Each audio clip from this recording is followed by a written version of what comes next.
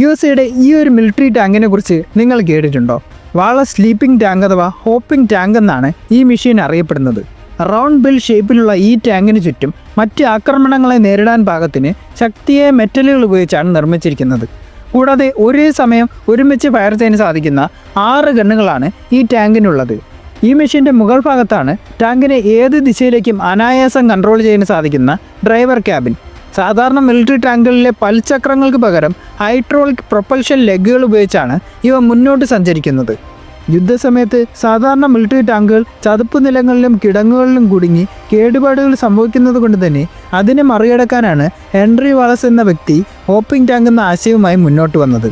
യഥാർത്ഥത്തിൽ hoping tank എന്നത് ഒരു ഫിക്ഷൻ മാത്രമാണ്.